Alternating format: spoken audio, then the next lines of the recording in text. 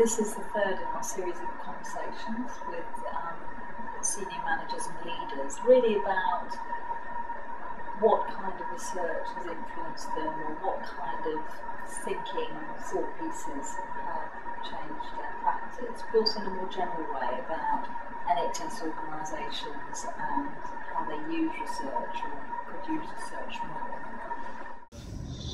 I'm not generally a theoretical person, but over the years I've collected a whole variety of things that I use, some of them fairly subconsciously now. So I go back to my very beginning in the health service when I was doing work around behaviour change. I was a health promotion officer, and a lot of the research into behavioural change, how do people connect to it. There's a wonderful model called the Health Action Model, which is by Fishbein and Ashburn, sorry, Right. that I still hold, which talks about the attitudinal system, the belief system, the normative system, formulating people's decisions around health and their lifestyle, and then thinking about how do you help or support that. So that's something that I've kept with me a lot, actually. And ironically, I also worked in drug services where they had a model which was based on research by Professor Di Clementi called Cycles of Change.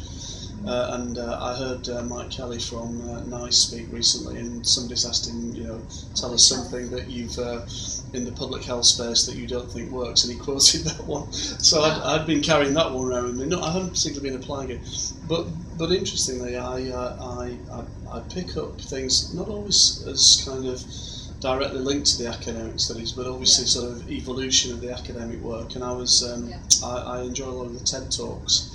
And looked at one recently by Brennan Brown about shame, which in the context of the review by Robert Francis into Mid-Staffordshire is quite interesting. And she makes research at one level. It's that kind of ability for people to take the academic research and then present it in a way that could connect. For someone like me, that's quite invaluable. It's interesting, isn't it? I was thinking in light of the Francis report, I mean, sort of medical sociology actually has quite a lot to say. I was looking at a very old book, Charles Bost on surgical error, and that was in the 70s, and he spent 18 months with surgical teams, but a lot of that is around what he calls sort of informal, internal social controls, so what surgeons absorbed as accepted and acceptable behaviour, and how an organisation creates its own powerful norms. And I think, as you say, it's kind of interesting because we don't expect busy managers to pull peer-reviewed publications off the shelf, and I think some of the learning gets absorbed, and I think someone like Trish Greenhalgh's wonderful book on diffusion of innovation, I think quite a lot of that about how change actually happens or doesn't happen in the complex. Well, we've also got Clayton Christensen's book there, and I'm a big fan of his, and actually I had the privilege of meeting him. And for those of you who never come across him, and I think he's not well at the moment, but actually he's taller than me and was a great basketball player. So not only is he a brilliant writer, he's also a brilliant person, huge presence. His stuff, I think, is very powerful. Yeah, he's a doctor, and he talks about this ebb and flow of innovation, and he also talks about the challenge to the business model, so the idea of disruptive innovation. And I think a lot of us in the NHS at the moment think very hard about disruptive innovation because it's so relevant to how do you take this organisation as a large state monopoly entity and transform it in a world where the resources are tight, and what do we know about innovations in other industries, and very often that idea of an innovation coming from outside of the main body, because most main organisations have a kind of perfectly designed system of resource allocation and results, that tells them, well, you would never change this because it's all working, and it's only when something comes from the outside that it really challenges that. And so I think Christensen's certainly somebody who I would say is very relevant to me, and it really makes you think, doesn't it, about what I say a district general hospital should be doing. So it sort of breaks down the kind of diagnostic versus the, cataract surgery and those other kind of high volume, straightforward sort of elective procedures. And it makes you think about how we bundle things up, which is a lot to do with historical. Well, I really like that, and it's a slightly different way of looking at the thing in front of you, and it's bizarre, but I'm going to sort of go to the other end of the spectrum and quote the art. So, there's nothing good or bad, but thinking makes it so, which is that notion of at what point you look at something. Yeah. And I think what Christensen's very good at is making you look at what you've seen in front of you from a different perspective. So that way of understanding a differentiation between the services that we've provided as a single entity and thinking, well, how do these fit together?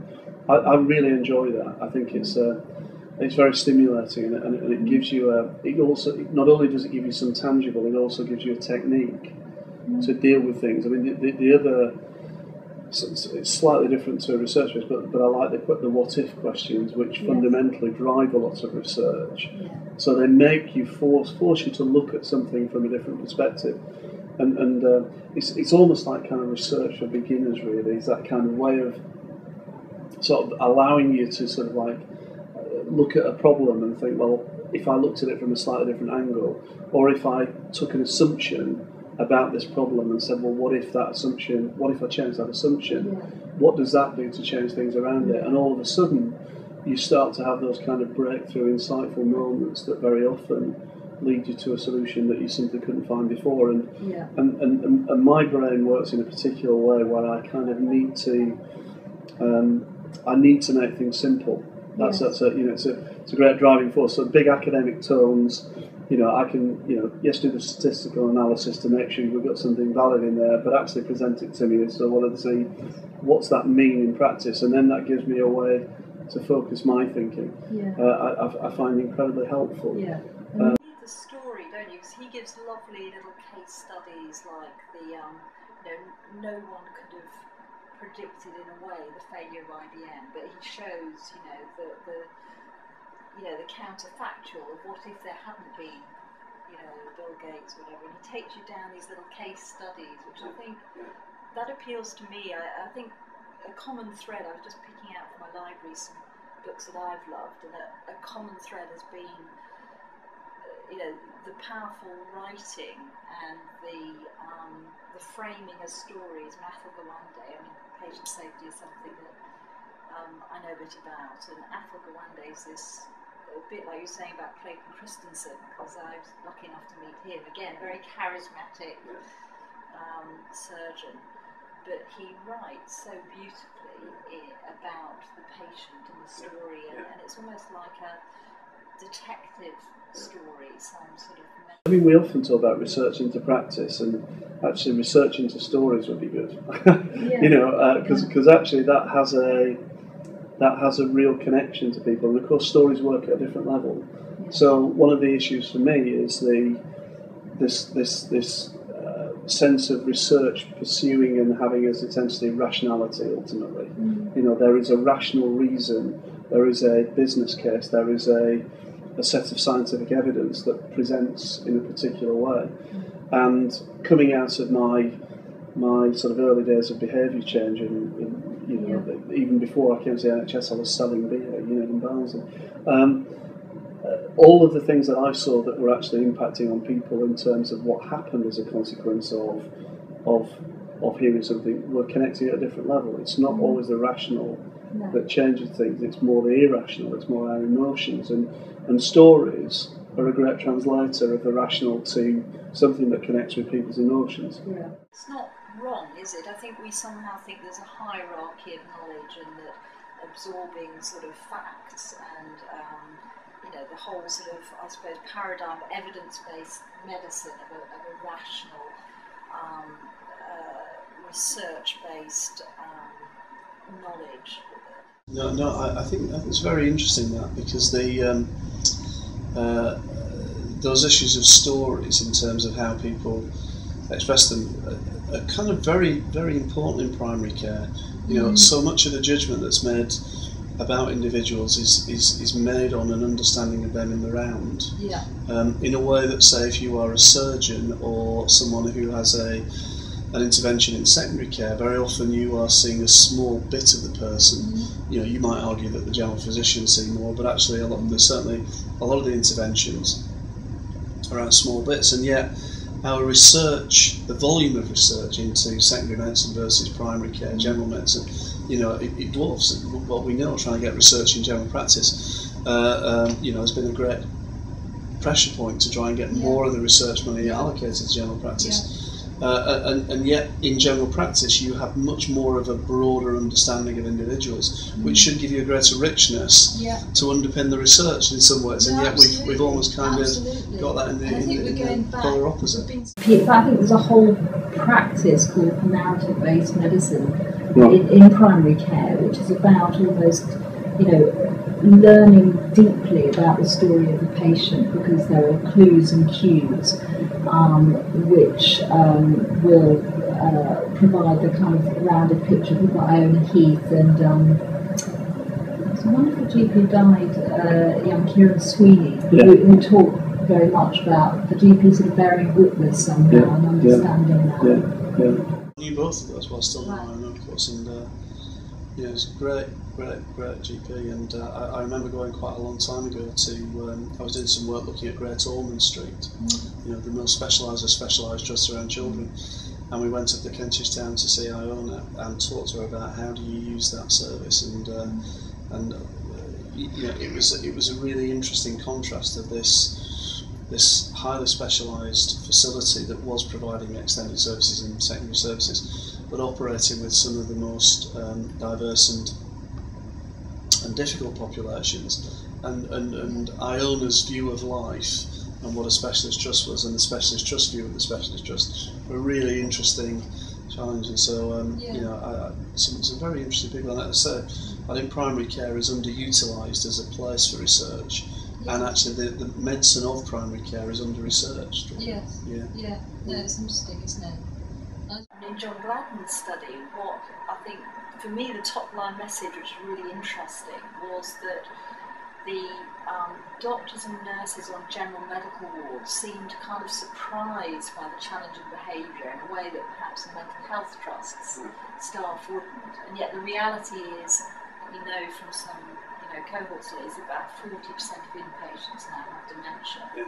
So that is the kind of reality of the intake, and yet it's not how we're training necessarily. Well, we're doing some work with the World Economic Forum, which is looking at what the world's going to, in healthcare, is going to look like 30 years out.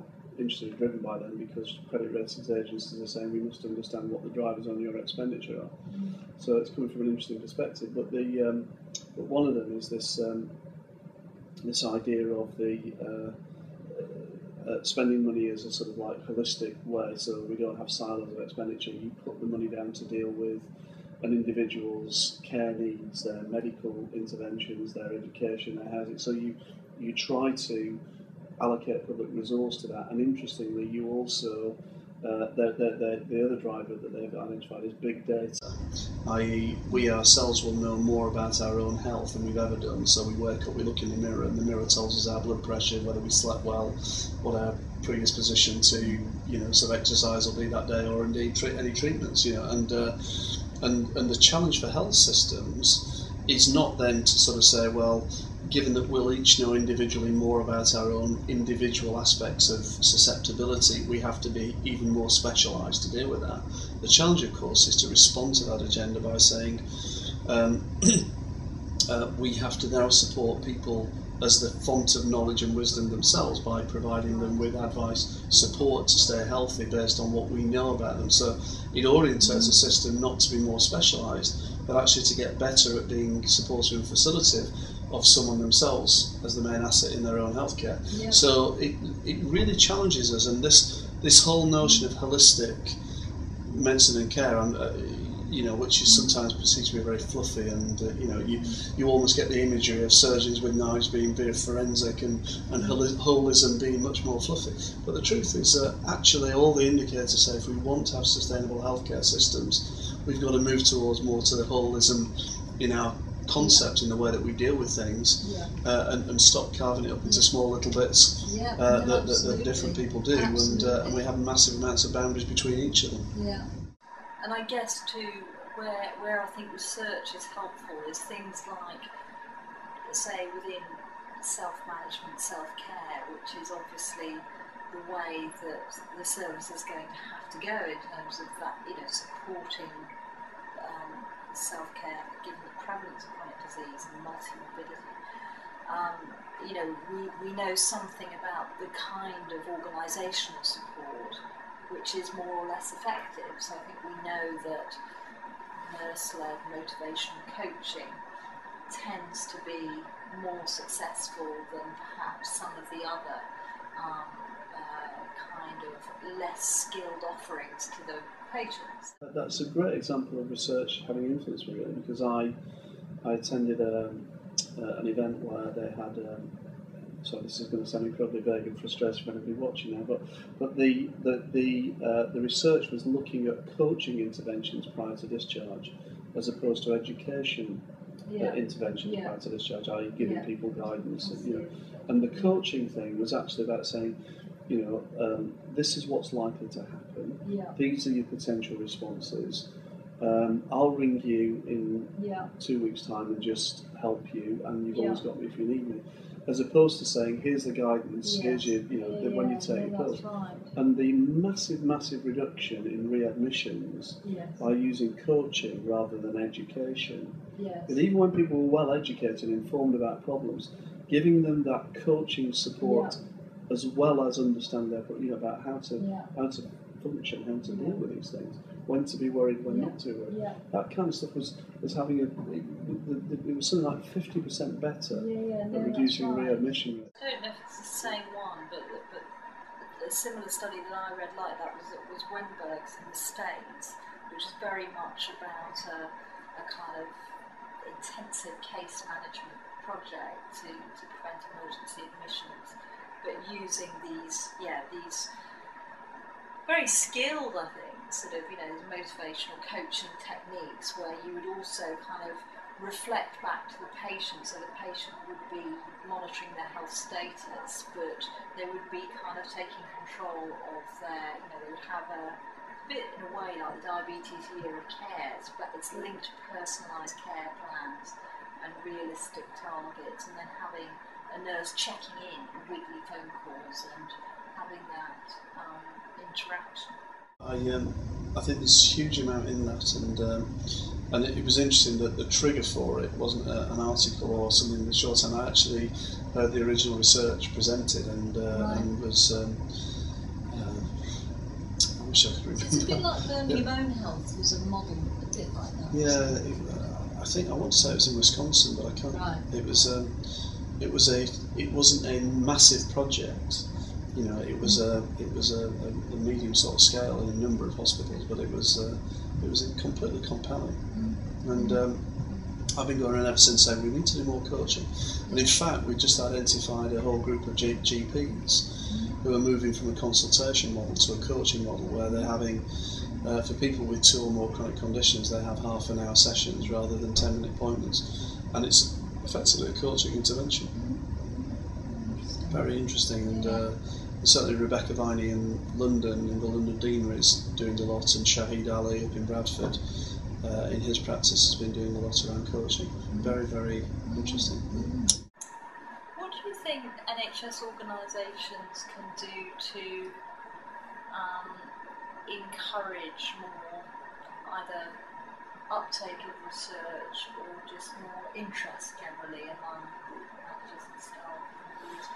I mean, I found that we did some work in the Northwest around the speed at which we set up clinical trials, and we were very successful in the Northwest when I was there, in getting the chief executives and boards to own that problem of very slow setup of trials, and we found that we went from the Northwest system, when it all signed up to it, went from the England average, which was one of the worst in Europe, to the best in Europe, and we recruited, I think, in 7 of the 24 trials, first patients in worldwide trials, which the UK had not done for about 5 years. So it's remarkable. So one point is actually connecting the business of the organisation back to research and seeing where the synergies are. And I said to the chief exec, research active organisations tend to encourage better clinicians to come and work for you. Why wouldn't you? Plus the inward investment from the people who want to do commercial trials. Why wouldn't you want to do that? And all of a sudden, there is good research showing that research active organisations have better patient outcomes. Yes. They reckon it's because it's adherence to the protocols. Right. Well, I was going on some gut instinct there, but I think I was right. The thing about the communication research is just massive in my view, and so coming from the other side of it, I've talked about someone like me and my time and my ability to understand what thinking is currently saying and suggesting, and I think organisations could be much better at creating thinking organisations as well as learning organisations. What time do they build in for people to look at what the latest evidence is about discharge, for example? Yes. They're all working massively on trying to reduce their length of stay, but are they really sitting down and sort of thinking about, what does the latest evidence say about, the speed of discharge, and what does it take to assess the systems? And what you find is that many of those organisations stumble around blind for a long time, usually arriving after trial and error at something that improves their length of stay and improves discharge.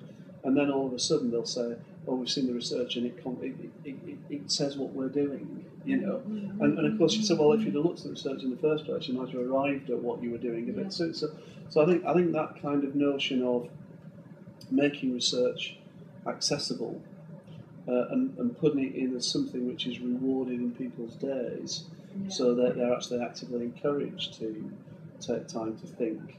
And even at all the evidence that I've seen about the most acute of disasters says that the ability for the fire station managers to think in advance what's happening with this fire, so we can direct the firemen into the right place rather than breaking into any door.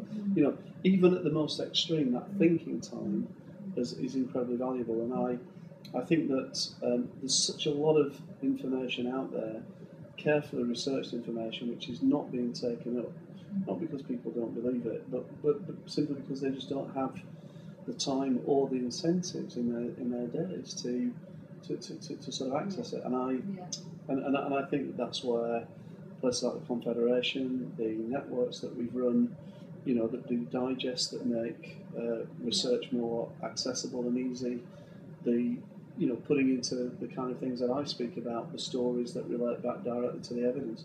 All of that is a way that we can help make research more accessible and change practice soon. Yeah. And of course, to get this point across, that this is not a task and finish group. This is about adopting these as processes rather than saying, we've got 3 months to find the latest evidence and then we stop. You've effectively got to inculcate that kind of culture in an organisation that's seeking. Reflection as well